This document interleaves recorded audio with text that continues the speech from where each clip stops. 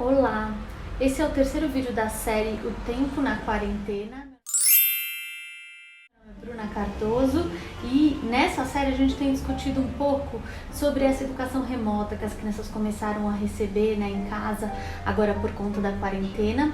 Eu recebi uma demanda muito grande dos pais, das mães disso, e aí eu resolvi abrir uma reflexão maior. O primeiro vídeo dessa série, na verdade o vídeo 0, se for contar com esse é o quarto vídeo. Nesse vídeo 0 eu conto como que eu organizei meu pensamento para chegar nesse formato. Eu escutei as pessoas aqui no Instagram, nos stories, e aí a partir dessas questões eu mapeei quais foram os pontos mais significativos e aí eu construí um raciocínio em cima disso.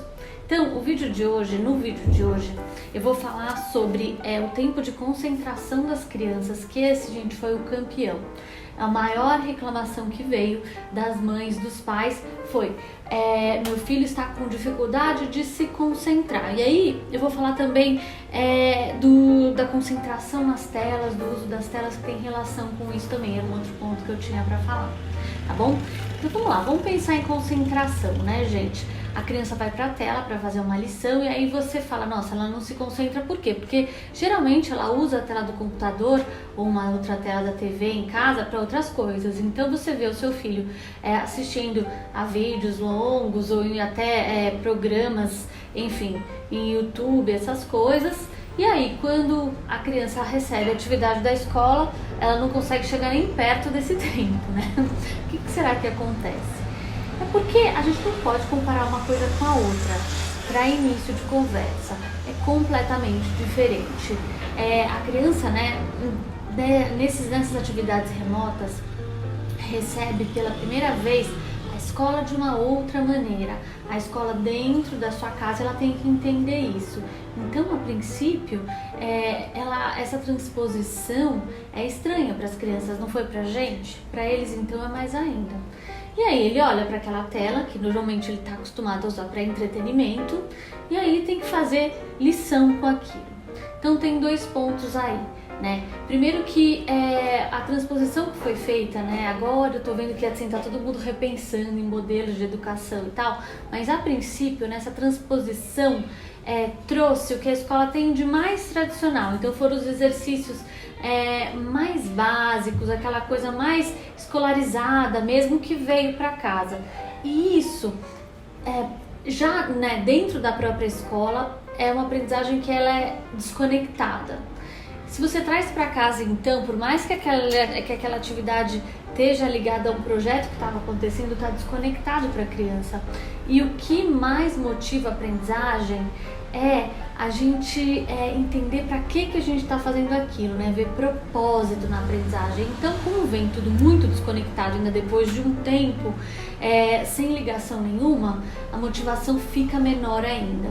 Então, para as crianças, fica mais difícil se concentrar. E isso a gente não pode chamar de falta de concentração, é que é difícil mesmo. É difícil para as crianças, inclusive é difícil para os adultos, gente? Se a gente for pensar que no curso de educação à distância para adultos, as videoaulas, elas duram em torno de 20 minutos, entre 10 e 20 minutos, e aí as escolas começaram, de repente, algumas, não digo todas, a mandar videoaulas extensas ou a esperar que as crianças fiquem diante do computador durante um período muito longo. No meu ponto de vista, inviável, improdutivo, maçante, Então, um cuidado que eu vejo que muitas escolas estão tomando, eu acho que uma conclusão que a gente vai chegar, que a gente só chega com a reflexão também, um processo. Acho que todo mundo está criando em cima de um novo modelo e fazendo reflexões importantes. A escola tem feito reflexões importantes e, por outro lado, a escola também tem uma demanda que ela tem que fazer valer, a sua mensalidade. E aí, às vezes ela vai mandar muito mais atividade do que seria o ideal, porque existe um problema aí de um produto, Não deveria existir, mas existe, porque existe uma cobrança por parte dos pais e a escola muitas vezes responde com isso. Tá bom, então, se vocês vão continuar, para vocês continuarem pagando, a gente vai encher as crianças de atividade. E acho que isso não é o ideal. mas é que pode ser que isso esteja acontecendo em alguns lugares, não digo todos, hein? De maneira nenhuma. Então, enfim, são muitas reflexões em cima disso, então o que eu quero deixar aqui bem claro, gente, é assim, não vamos de começar a imaginar que as crianças são desconcentradas, ou meu filho é desconcentrado, não é nada disso. A gente tem que ter uma bela de uma flexibilidade nesse momento e entender que, sim, não é isso, as crianças não são desconcentradas, é outro contexto, a escola também está pensando como melhorar isso, ninguém ainda chegou a uma solução ideal, e aí as crianças vão fazer o que é possível ser feito, certo? Eu prefiro 1000 vezes, por exemplo, trazer atividade, que a criança faça atividade no papel, principalmente os do início do fundamental, né? Não tô nem falando de educação infantil, tá, gente?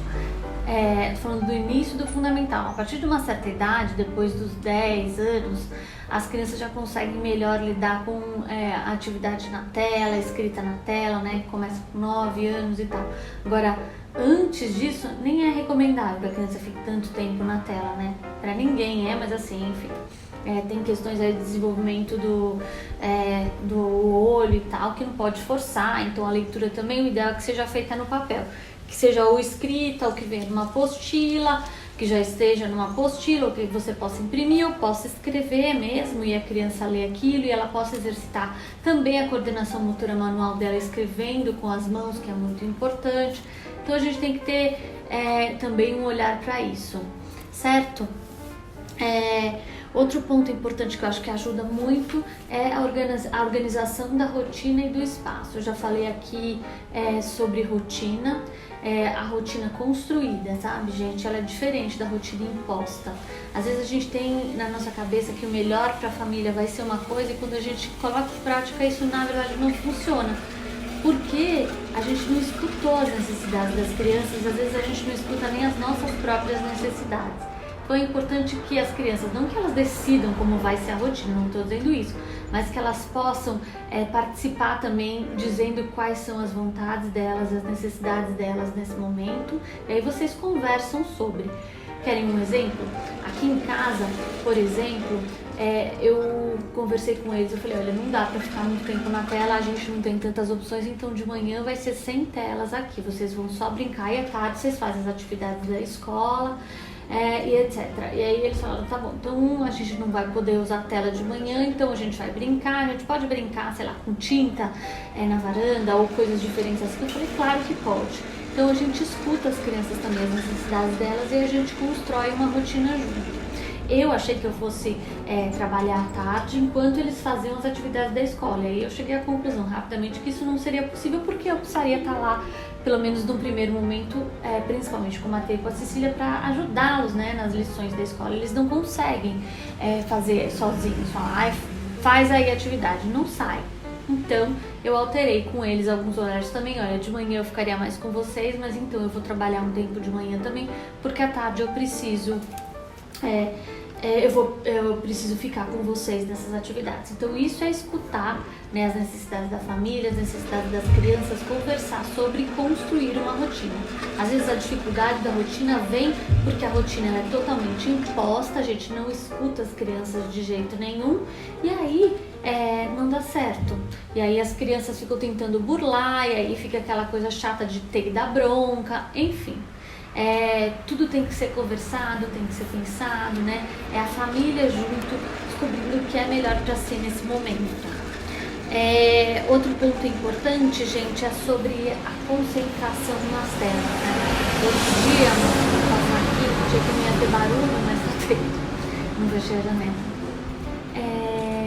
Sobre a concentração, a leitura nas telas. É um ponto importante também. Fui numa palestra muito interessante com uma especialista que falou sobre isso, sobre a leitura profunda. A gente hoje em dia a gente lê muito mais, porque a gente está o tempo inteiro lendo ali no celular, né, nas redes sociais, notícias, a gente lê mais. Mas o tipo de leitura que a gente faz é muito diferente. É uma leitura superficial, é uma leitura dinâmica, é uma leitura que você vai passando assim, né? Puxa os pontos principais. Mas a leitura profunda é muito importante também, e é muito papel da escola trabalhar essa leitura profunda, certo? O que já é difícil para a escola. Imagina então isso na tela. Nessa tela, né, que tem que pipoca, que sinaliza chegou isso, chegou aquilo, que a criança sabe que ali, né, naquela tela existem links que levam para 1000 outras coisas, né, partindo daquele dispositivo. Então é muito mais difícil a concentração e a leitura concentrada nas telas também. A gente tem que levar isso em consideração. Não estou falando do Kindle, daquele aparelho, né, que tem uma luz, inclusive, né, a tela tem a luz que cansa o olho e tal. Então tudo isso está envolvido nesse processo, a gente tem que levar isso em consideração e cuidar disso também, certo? Então é isso, né, eu acho que as crianças estão tendo a chance, né, nesse período também de desenvolver uma autonomia muito grande, né, porque cuidar da sua própria aprendizagem, do seu tempo, mesmo que isso esteja acontecendo com a ajuda dos pais, das mães, quando elas fazem parte disso, elas desenvolvem uma autonomia também, e isso é processo, né, não acontece de um dia para o outro. Então vocês devem ter notado o quanto que já deve estar melhor isso em casa. Aqui em casa eu vejo melhoras grandes.